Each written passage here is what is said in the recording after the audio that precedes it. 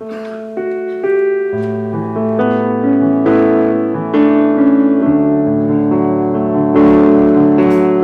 말씀하시면 내가 나아가리다. 주님 뜻이 아니면 내가 멈춰서리다. 나의 가고 서는 곳 주님 뜻에 있으니 오 주님 나를 이끄소서. 주님 말씀하시면 주님 말씀하시면 내가 나아가리다. 주님 뜻이 아니면 내가 멈춰서리다. 나의 가고 서는 곳 주님 뜻에 있으니 오 주님 나를 이끄소서. 뜻하신 그곳에 나 있길 원합니다. 이끄시는 대로 순종하며 살리니 연약한 내 영혼 통하여 일하소서. 주님 나라와 그 뜻을 위하여 뜻하신 그곳에 나 있길 원합니다.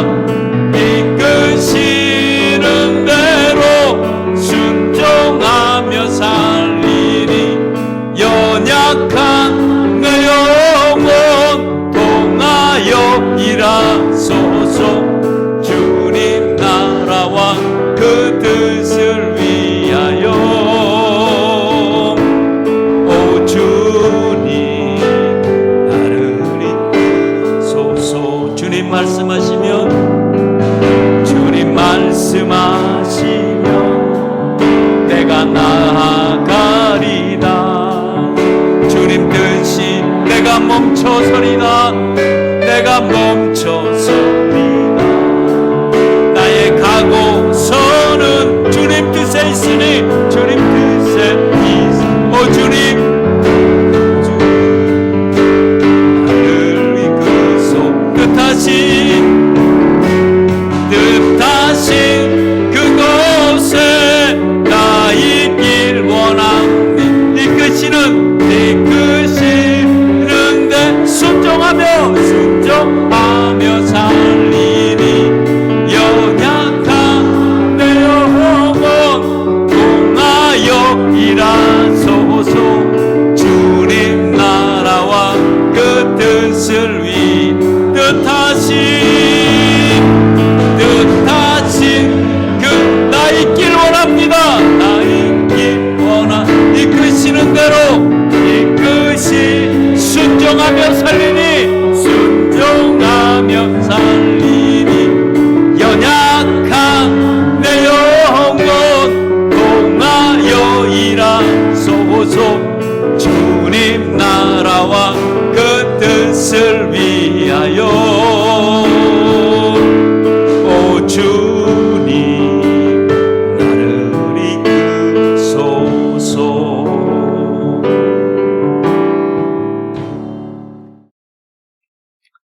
이웃집에 그 다녀온 그 순이 엄마가 무척 속이 상했습니다. 속이 상해도 입만 상한 게 아니에요.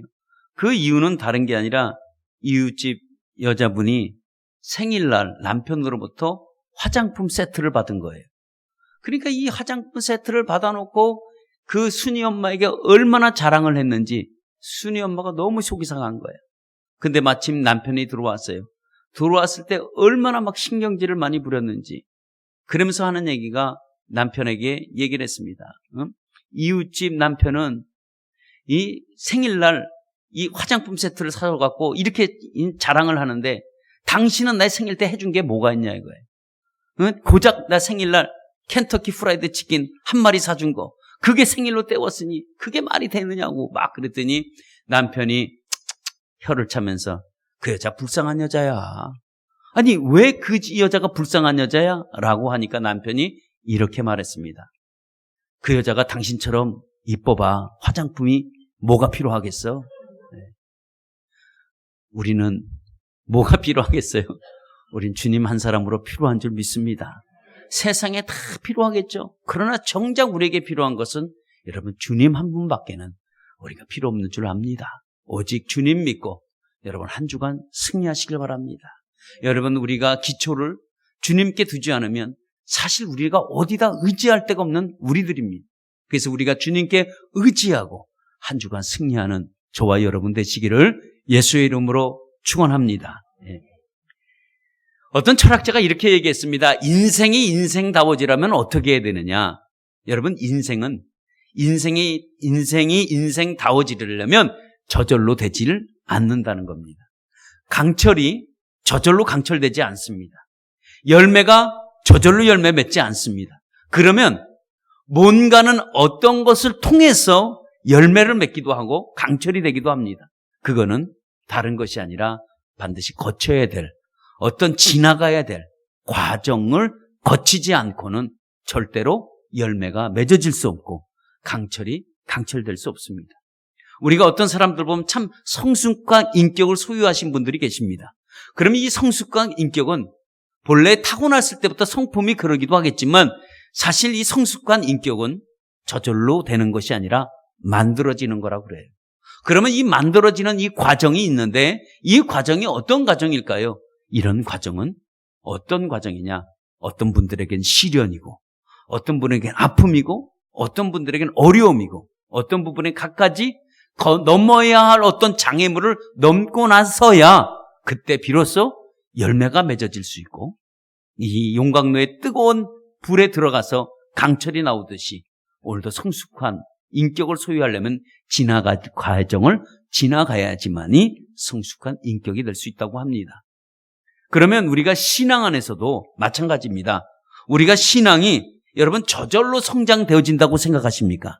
절대 아닙니다.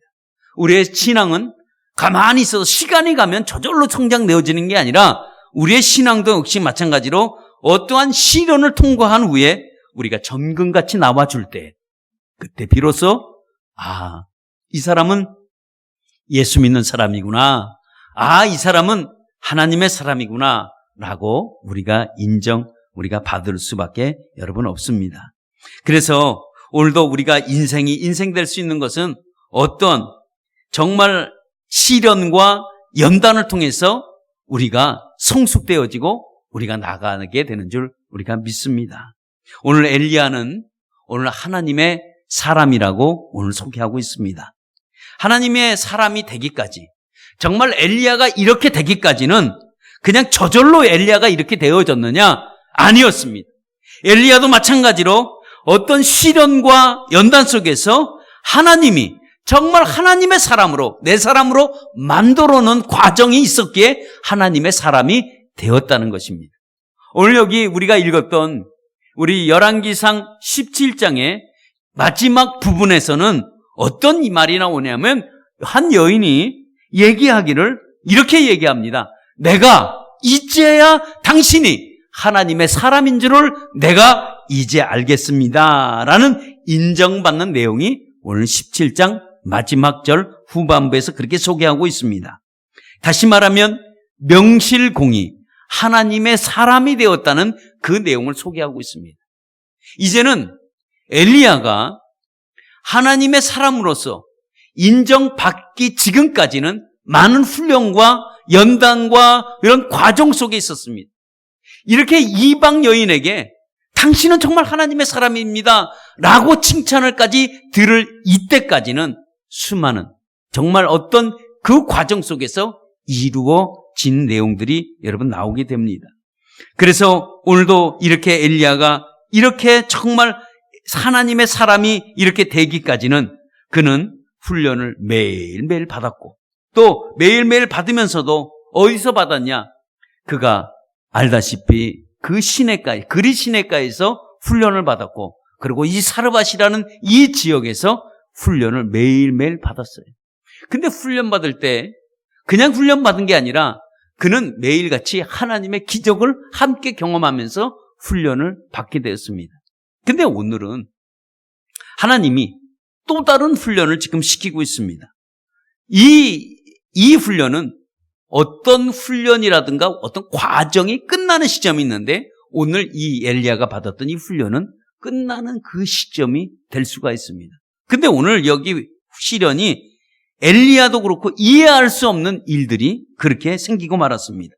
그 내용은 오늘 우리가 성경에 읽은 것처럼 여기 여인의 아들이 병이 걸렸는데 점점 아파서 죽어가기 시작했습니다. 이 병은 갑자기 어떤 급삼을 맞은 어떤 병이 아니라 어떤 병이 걸렸는데 천천히 아파가고 죽어가는 질병이었었습니다. 그래서 여인이 엘리야에게 얘기를 했습니다. 뭐라고 얘기했냐면 우리 아들이 지금 이렇게 병중에 있다. 우리 아들 좀 고쳐달라라고 얘기를 했습니다.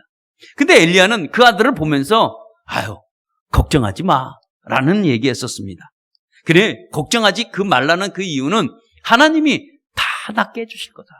뭐 때문에 그렇게 걱정하냐? 야, 그 병은 저러다 다 낫는 거야. 응? 병은 필요 없다라고 얘기했습니다. 오늘날 말하면 아마 여인은 엘리야에게 이렇게 얘기했죠. 병원에 가야 되지 않을까요? 라고 물어봤을 거예요. 근데 엘리야의 대답은 무슨 병원? 돈도 없는데 무슨 병원? 병원 갈 필요 없어. 왜? 하나님이 다 고쳐주실 거야. 병원 갈 필요가 뭐가 있어?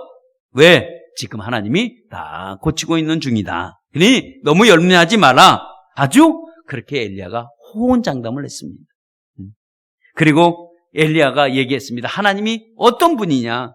하나님은 못 고칠 질병이 없으신 분이다. 자신 있게 그 여인을 위로하고 하나님 앞에 너희가 잘 순종하고 하나님을 잘 믿어라. 그것이 너가 할 일이다. 라고 그렇게 얘기를 했습니다. 그런데 오늘 보니까 여인의 아들이 죽고 말았어요. 참 이거 대책이 이게 어떻게 된 일이에요? 엘리야가 그 아이의 이 걸린 질병을 보고 다 낫는다. 걱정하지 마라. 하나님이 고쳐주실 거다. 라고 얘기를 했는데 아니 아이는 난 게 아니라 아이가 여러분 죽고 말았어요. 황당하죠.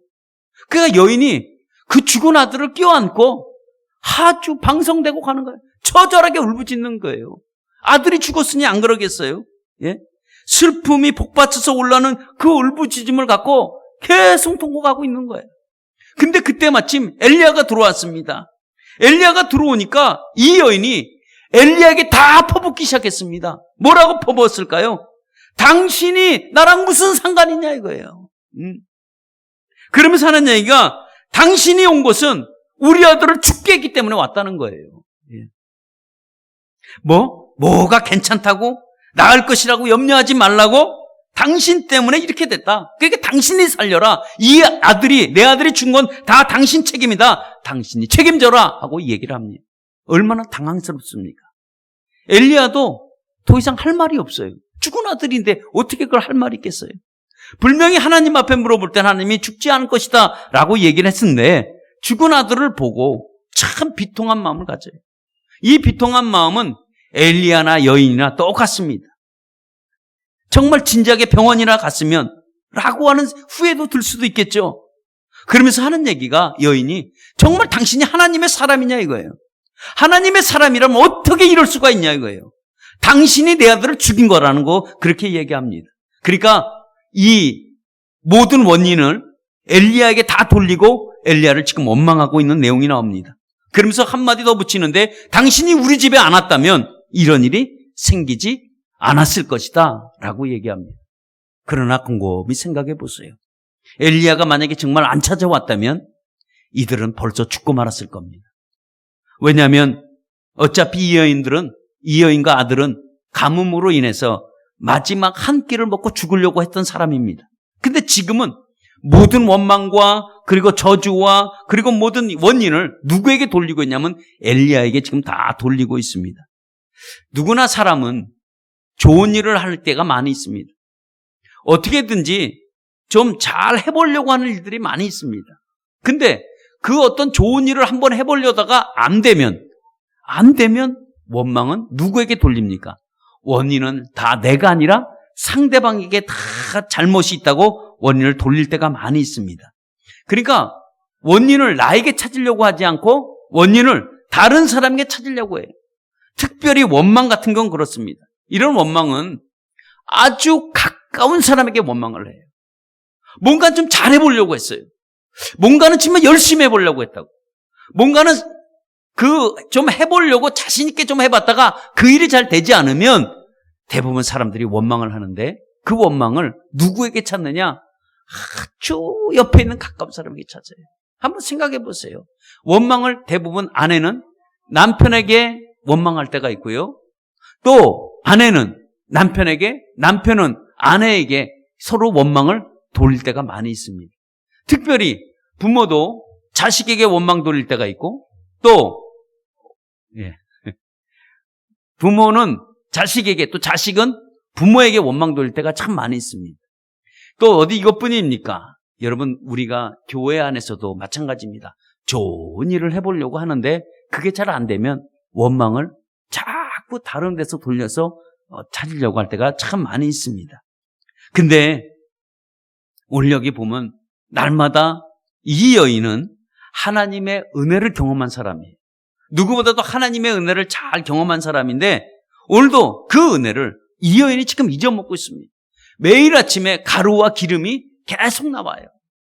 맨날 채워주고 또 채워주는 하나님의 은혜를 보면서도 지금 하나님의 은혜를 다 잊어먹고 이것이 아주 인간의 기본적인 본능이 나오기 시작합니다. 그러니까 이런 걸 보면 하나님께서 우리에게도 날마다 은혜를 주시는데도 불구하고 우리가 누구를 원망하고 누구를 막 할 때는 그 은혜를 다 잊어먹고 할 때가 참 많이 있습니다. 매일매일 같이 은혜를 받아요. 매일매일 같이 하나님의 그 도우심을 느끼고 경험하는데도 불구하고 조금이라도 일이 안 되면 그걸 누구에게 돌려요? 가장 가까운 사람에게 원망을 돌릴 때가 있어요. 다 당신 때문이다. 자기는 조금도 관계없어. 모두 다 그 원망은 누구에게 돌려요? 자신에게 있지 않고 남에게 돌릴 때가 참 많이 있습니다. 오늘 엘리야가 그런 입장에 놓여져 있습니다. 그러니까 엘리야 입장에서 이 얘기를 들었을 때는 너무 억울한 거예요. 엘리야가 잘못한 게 뭐가 있냐? 당신이 우리 집에 안 왔더라면, 당신이 여기 오지 않았더라면 나는 이런 일이 없었을 것이다. 너무 억울하다. 라고 얘기합니다. 엘리야도 마찬가지입니다. 그 여인의 집에 있을 때 그 아들이 외아들이었다고 한다면 얼마나 이 엘리야도 귀여워했겠어요. 요즘 만화 같으면 어린아이 같으면 뽀로로도 보여주고 뭐 여러 가지 이뻐해주고 좀 컸으면 뭐 책도 사주고 이뻐했겠죠. 사랑했겠죠. 예. 그러나 지금 모든 원망과 책임은 다 지금 엘리야가 맡아버리고 말았습니다. 사실 엘리야는 이 여인에게 그렇게 은혜를 베풀어 줬을 때는 좋은 대우를 받으려고 하지 않았습니다.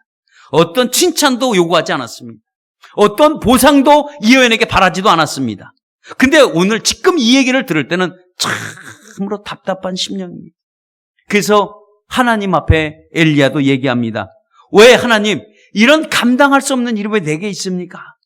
하나님 어떻게 이런 일이 나에게 있습니까? 정말 하나님 묻고 싶습니다. 왜 이런 재앙이 내게 임했는지 라고 외치는 얘기가 오늘 나옵니다. 하나님의 사람으로 살아가면서 여러분 가장 힘든 것 중에 있다면 사건 해석입니다. 우리도 어떤 일을 좀 좋은 일로 시작해서 좋게 해보려고 시작을 했습니다. 이거는 누구를 나쁘고자 한 게 아니라 누구를 망하고자 하는 거 아니라 누구에게 어떻게 무너뜨리려고 하는 게 아니라 정말 일을 잘해보려고 정말 열심히 한번 이 일을 우리가 해보자고 여러분 하다가 근데 그게 잘못될 때가 있어요. 그러면 이 잘못될 때 우리가 이 사건 해석을 어떻게 해야 되냐. 그게 성도들이 가장 힘들어하는 부분이 하나입니다. 다시 말하면 교회에 어떤 봉사를 하는 거예요. 내가 이 일을 좀 해보려고 했습니다. 근데 이 일을 해보려는데 이게 일이 좋게 돼야 되는데 일이 더 안 좋게 돼요. 그러면 이 안 좋은 이 사건을 어떻게 받아들이냐 이거예요. 이 사건을 어떻게 해석해야지만이 이게 내 신앙이 접목이 될까? 이게 여러분 성도들이 살아가면서 이런 사건을 접할 때 힘든 것 중에 여러분 한 부분이 그 부분입니다. 근데 이 부분에 오늘 하나님이 말씀하시기를 어떻게 말씀하냐면 이런 엘리야가 억울함을 갖고 있는데도 불구하고 이런 억울함을 통해서 이런 억울함의 시련과 연단을 통해서 하나님은 엘리야를 하나님의 사람으로 만들고 싶다는 거예요. 다시 말하면 이 훈련을 엘리야는 받아야 돼. 엘리야가 이 훈련을 지나가서는 안 됩니다. 왜? 진정으로 하나님의 사람으로 인정받으려고 한다면 죽음이라는 터널을 한번 뛰어넘어가 봐야지 그가 진정한 이 시대에, 그 이스라엘의 영적으로 죽어가는 그 시대에 다시 한번 횃불을 들 수 있는 하나님의 사람으로 거듭날 수가 있기 때문에 그렇습니다. 그러니까 이 훈련은 받아야 돼요. 만약에 이 훈련을 받기 싫다고 한다면 그는 하나님의 사람이 절대로 될 수가 여러분 없었습니다. 하나님의 일을 하면서 좋은 대우를 받기를 원하진 않습니다. 물론 남들에게도 인정받고 싶지도 않습니다. 오직 인정해 준다고 한다면 하나님이 날 인정해 주면 되고, 하나님이 야 그래 네가 잘했다 칭찬만 들으면 돼요.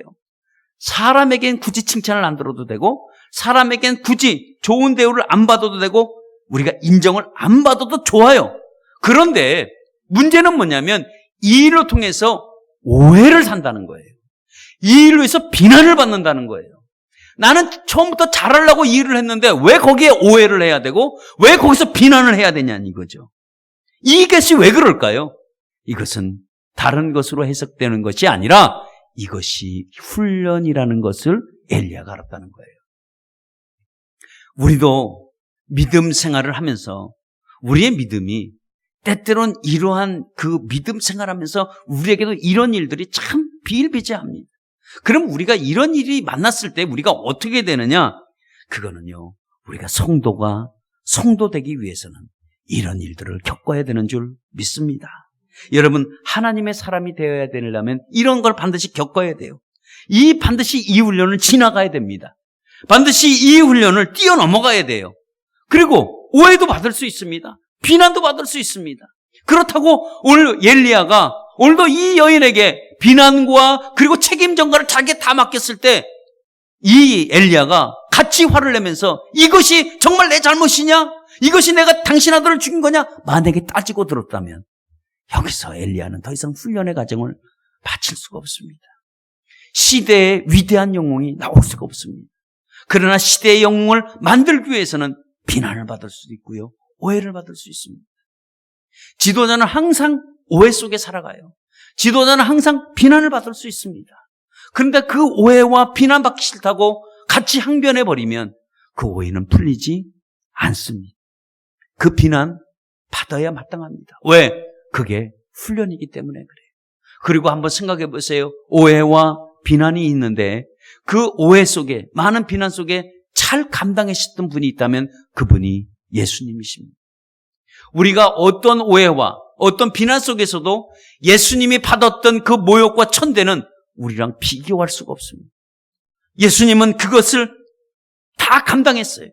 마지막에 옷까지 다 찢기고 가시면류관까지 씌우고 사람들에게 침뱉음을 받고 채찍도 맞고 뼘도 맞아가면서, 그리고 심지어 십자가까지 다 짊어지신 분이 여러분 예수님 아니십니까? 예수님이 왜 그렇게 하셔야만 됐을까요? 그 한 가지 이유는 우리의 생명을 구원하기 위함입니다. 추한 죄인처럼 이 죽으심, 이 십자가에 죽었을 때 이 억울함은 우리의 억울함과 비교하지가 않습니다. 오해해요? 그런 오해가 없었습니다. 본인이 하나님의 아들인데도 불구하고 하나님의 아들이라고 말한 것 때문에 십자가에 죽는다고 한다면 이것처럼 억울한 일이 더 어디 있겠습니까? 여러분, 훈련 끝에는 그러나 언제나 하나님의 영광이 있다는 사실을 여러분 기억하시길 바랍니다. 내가 때때로 하나님의 일을 하면서, 여러분들이 때때로 교회 봉사하면서, 여러분들이 행여 목장에서 이렇게 열심히 헌신하면서 오해받을 수도 있고요, 비난받을 수 있습니다. 그러나 그건 무섭다고 피해서는 안 돼요. 왜냐하면 그것으로 통해서 내가 하나님의 사람이, 믿음의 사람이, 내가 순종의 사람이 되어지기 때문에 그렇습니다. 특별히 목자들이 받는 이 오해와 비난은 이루 말할 수가 없습니다. 여러분들이, 목원들이, 여러분들이 그 목장 안에서 이런 비난과 이런 오해 속에 서로 있다고 할지라도 여러분 묵묵히 참고 가시면 그것이 바로 하나님의 영광이 될 줄 믿습니다. 하나님은 이런 훈련 끝에서 하나님의 영광이 나타나요. 죽은 아들이 다시 살아납니다. 이런 놀라운 일이 어디 있습니까? 아니, 죽었던 아들이 살아나는 거예요. 이것이 무엇 때문에 그렇습니까? 한 사람의 훈련을 참고 그 비난과 오해 속에서도 끝까지 붙들고 나갔을 때 놀라운 일들이 일어납니다. 때때로 하나님이 우리에게 허락하시는 어려움과 장애물이 있습니다. 여러분, 이런 어려움과 우리의 장애물을 만났다고 할지라도 우리가 쓰러질 수는 있습니다. 우리가 또 실수할 수도 있습니다. 우리가 어떤 일을 하면서 잘못되어질 수도 있고요. 또 내가 잘못할 수도 있습니다. 그러나 우리가 잘못되어졌다고 인생이 우리가 끝나는 거냐? 그거는 절대로 여러분 아닙니다. 어쩌면 인생이 종이접기와 같아요. 여러분, 종이는 구겨지면 구겨질수록, 접히면 접힐수록 구김이 더 많이 갑니다. 그러나 접히고 구김이 많이 가면 갈수록 작품이 된다는 거예요. 종이를 접다 보면 기가 막힌 어떤 작품들이 나옵니다. 그러나 종이 접기를 두려워하고 내가 접어지는 것이, 구겨지는 것이 싫다고 한다면 그것은 그냥 백지로, 종이로 남아있을 수밖에 없습니다. 그러나 그 종이를 하나님이 만들고 우리를 가꾸고 종이를 접는다고 한다면 우리는 조금 후에 귀한 작품이 될 줄 믿습니다. 하나님은 우리들을 귀한 존재로 만들어 놓을 것을 여러분 기대하시고 여러분 나가시는 여러분 되시기를 바랍니다. 믿음의 사람들도 어떠한 장애물을 만나게 돼 있습니다. 그러나 이 장애물을 반드시 딛고 여러분 일어서길 바랍니다. 왜냐하면 우리는 처음부터 시온의 대로로 우리를 걸어가는 사람들이 아닙니다. 하나님이 우리를 시온의 대로로 만약에 걸어갔다가도 우리는 어디로 인도했냐면 우리를 좁은 길로 인도한 분이 바로 예수님이십니다. 우리는 지금 넓은 길로 가고 있는 게 아니라 우리는 좁은 길로, 우리가 십자가의 길로 우리가 들어서고 있는 거예요. 그러면 우리가 그 길로 가면서 좁은 길로 들어가 보면 알겠지만 좁은 길을 정작 들어와 보니까 그 길이 여러분 험난한 길인 것 같습니까? 물론 장애물도 있습니다. 그러나 그 장애물을 뛰어넘도록 힘주시는 분이 바로 우리 주님이십니다. 그래서 우리가 그런 장애물을 만났다고 할지라도 우리가 그 장애물을 뛰어넘을 때 우리의 믿음이 여러분 성장, 여러분 되어지고 우리가 또 장애물로 넘어질 때 그 다쳤던 흔적들이 있습니다. 그 장애물을 넘어가기 때때로 힘들어요. 그러니까 때때로는 찢어질 수도 있습니다. 상처가 날 수가 있습니다. 그러나 그 상처가 여러분 내일의 영광의 면류관이 되어진다는 사실이에요. 예. 영광의 면류관이 되어지고 그리고 그 찢김으로 인해서 그 상처로 인해서 오히려 하나님 앞에 그것이 영광의 상처가 될 줄 여러분 믿습니다. 그래서 내가 지금 겪고 있는 어떤 장애와 어떤 어려움이 있다고 한다면 그것으로 통해서 하나님께 영광의 면류관을 받게 되고 그 영광의 면류관의 주인공이 된다는 사실을 여러분 기억하시기를 축원합니다. 오늘 하나님이 우리에게는 어떤 분이시로 우리 다가섭니까? 오늘 여기 하나님은 어떤 분이시냐면 오늘도 생명을 살리시는 여러분 하나님이십니다. 하나님은 오늘도 누구의 생명을 살렸습니까? 오늘 여기 보니까 죽은 그 아들의, 여인의 아들의 생명을 살렸습니다. 오늘도 하나님이 저와 여러분들에게 오늘도 생명을 살리신 분인 줄 믿습니다. 우리를 죽음에서 우리가 건짐을 받은 사람들입니다. 그러면 얘기합니다. 우리가 언제 죽었습니까? 우리는 영원히 죽어있던 사람들입니다. 그러나 우리가 예수 만나고 나서 우리가 죽은 영혼이 다시 살아나고 우리가 생명을 얻었던 영원한 생명을 소유한 사람이 되고 말았습니다. 그것이 바로 누구냐? 바로 예수 그리스도입니다. 하나님이 엘리야에게 죽었던 아들을 품에 안겨줬어요. 그런데 그 품을 안고 다시 살리게 하신 분이 누구신가? 그분이 하나님이십니다. 조금 전까지만 해도 여인에게 죽었던 그 아들을 다시 품고 왔는데 그 아들을 보니까 다시 살아났습니다. 여러분, 이런 일이 어디에 있을 수 있습니까? 오직 하나님만 하시는 줄 믿습니다. 하나님이 오늘도 이런 삶에서 저와 여러분들의 이런 삶에 구체적으로 하나님께 개입하셔서 나타나시기를 축원합니다. 그래서 하나님이 오늘도 우리의 죽음도 우리의 생명도 누구에게 있느냐? 오직 하나님에게 달려있다는 것을 여러분 기억하시고 오직 하나님 앞에 나가시기를 바랍니다. 하나님의 엘리야의 그 간절한 소리를 들으시고 말씀하십니다. 뭐라고 말씀하냐면 아들을 살려주겠다는 거였습니다. 여러분, 이러한 기가 막힌 은혜가 저와 여러분들에게 있기를 바랍니다. 그렇다면 그 하나님이 오늘도 그 일을 할 때 우리가 억울한 것 여러분 있으십니까? 여러분 주의 일을 하다가 아니면 어떤 교회를 하다가 아니면 어떤 일을 하든지 간에 여러분 하나님 앞에 억울한 게 있습니까? 억울한 게 있다면 여러분 무엇일까요?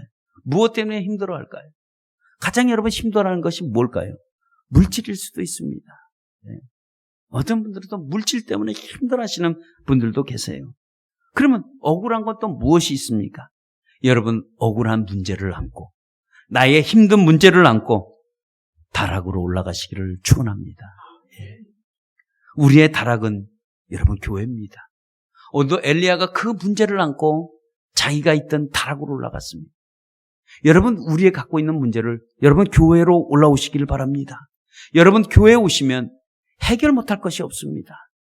해결 못하는 것은 내가 해결할 수 없다고 생각하신다면 여러분 그걸 주님께 맡기시기를 바랍니다. 여러분, 교회에서 해결이 안 된다? 여러분 세상의 어느 곳에도 해결이 안 됩니다. 그러나 교회의 주인은 여러분 예수님이십니다. 예수님의 능력을 여러분 믿으시기를 축원합니다. 엘리야는 여인의 그 아들을 죽음을 보고 해결할 자는 누구냐? 오직 하나님 한 분밖에 없다는 것을 알았습니다. 분명히 하나님이 살릴 줄 알았습니다. 이미 병들었을 때도 엘리야가 하나님 앞에 물어볼 때 얘기했습니다. 염려하지 말라, 걱정하지 말라. 내가 그를 살려놓겠다. 그를 치유하겠다. 이 말씀을 끝까지 엘리야는 믿었습니다. 내 문제가 억울하고 답답한 문제가 있다고 할지라도 여러분 주님만이 반드시 해결해 주신다는 것을 알고 여러분 절대적인 믿음을 가지고 여러분 다락으로 올라가시기를 축원합니다. 우리에게 친근한 다락이 있습니다. 우리에게 친근한 다락은 어딜까요?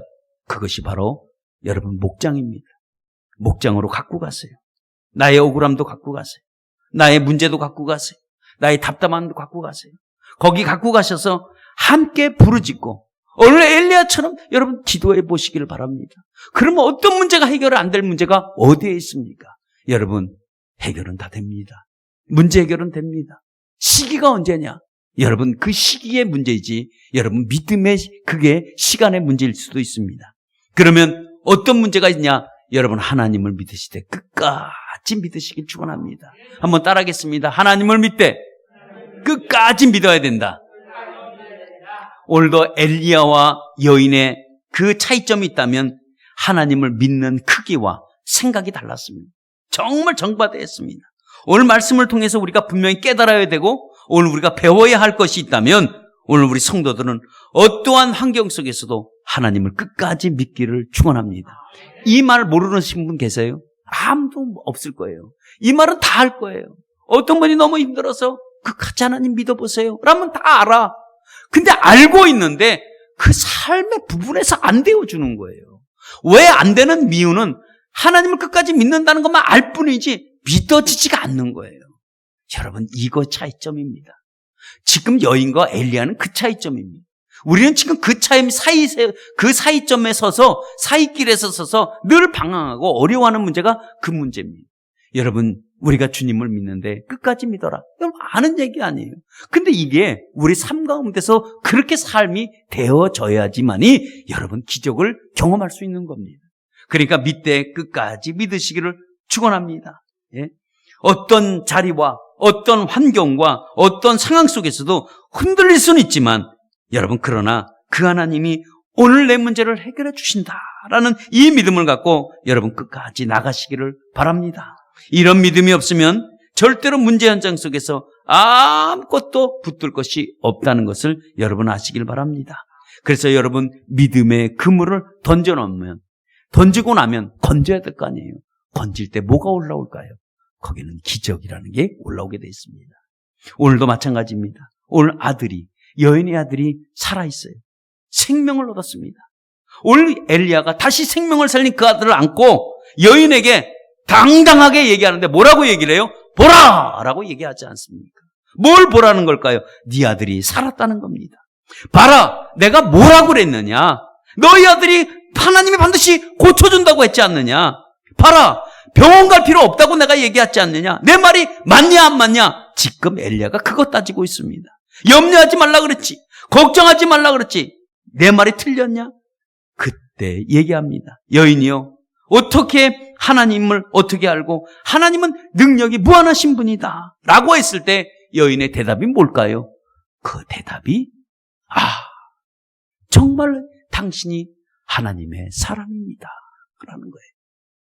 정말 당신의 입에서 나오는 모든 얘기가 이제 하나님의 말씀인지를 어떻게 알아요? 내가 진실인 줄을 내가 이제 안다는 거예요. 이제 깨달았다는 겁니다. 여러분, 이러한 믿음의 고백이 저와 여러분들에게 있기를 축원합니다.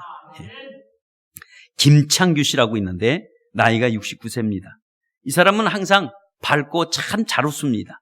근데 지금은 이제 70이 됐는데 정정하고 활기가 차요.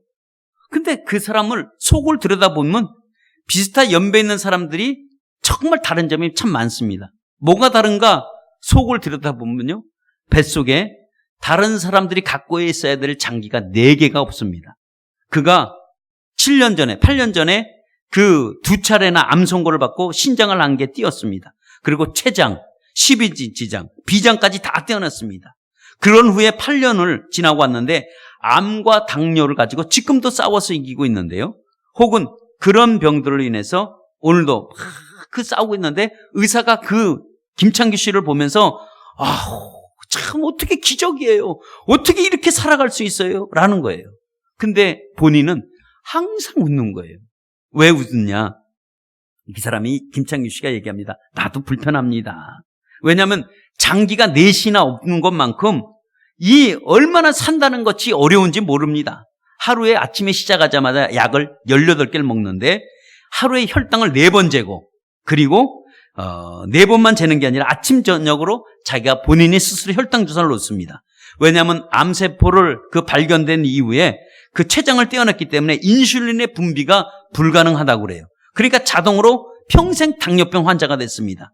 그래서 하루하루를 이 혈당과 투쟁을 하는데 하루에 2000kcal 그 칼로리만 식단에 스스로 짜서 아주 철저하게 지키는데 그 김창규 씨의 투병 스토리는 인간의 스토리라고 얘기를 할 수 있는데 어떻게 이렇게 견뎌내고 갈 수 있습니까? 물어보는 얘기는 하나님이 내 생명의 생사복은 하나님이 주관합니다. 내 생명 하나님이 주장하는데 오늘 불러서 하나님이 오늘 가라고 하면 오늘 가고 내일 가라면 난 내일 갑니다. 그러니까 내가 오늘 이 병에 지겨워서 싸우는 게 아니라 나는 오늘 하나님이 주신 생명을 붙들고 오늘 살아가는 겁니다. 라는 고백을 합니다. 그래서 그분이 이 투병 생활을 바탕으로 해서 이 신앙 고백서를 자다 깨다라는 책을 펴내서 화제가 되고 있고 이 경험담이 있기도 합니다. 여러분, 이러한 고백이 저와 여러분들에게 있기를 바랍니다. 우리가 환경과 우리가 옆 직장과 우리 많은 어려움 속에 있다고 할지라도 절대로 하나님 앞에 우리가 절대 믿음을 가지고 나가시는 저와 여러분 되시기를 바랍니다. 우리 결론 맺겠습니다. 우리가 주님 앞에 참 좋은 일 할 때가 참 많이 있습니다. 때때는 그 일을 보람된 일이라고 생각합니다. 그래서 이 일을 만들어 놓으면 참 여러 사람들이 다 즐거워하겠고 좋아하겠구나라고 생각할 때가 많이 있습니다. 근데 뜻하지 않게 우리가 원망 들을 때가 있고 뜻하지 않게 그 일로 인해서 책망 들을 때가 있습니다. 아니, 나는 정말 잘한다고 했는데 근데 왜 억울하게 이렇게 오해를 받을 수 있을까? 그것도 가장 가까운 사람에게 정말 억울해서 견디지 못할 때가 있습니다. 그럴 때 우리가 다른 곳으로 가지 말고 여러분 그 문제를 가지고 다락으로 올라가시기를 축원합니다. 여러분 교회로 가시기를 바랍니다. 그 문제를 가지고 목장으로 가시기를 바랍니다. 그래서 함께 기도하시는 여러분 되시길 바랍니다. 기도하되 거기서 주님께서 나의 억울함을 고백하시길 바라요. 정말 일을 잘해보려고 했는데 오해받을 때 여러분 그런 문제 여러분 주님 앞에 나가서 다 해결받는 엘리야와 같이 정령껏 당신은 정말 믿음의 사람입니다. 정말 당신은 성도입니다. 라는 이런 얘기를 들을 수 있는 저와 여러분 되시기를 바랍니다. 우리 말씀 생각하면서 이 시간에 다 같이 한번 통성으로 우리 기도하도록 하겠습니다. 기도하겠습니다.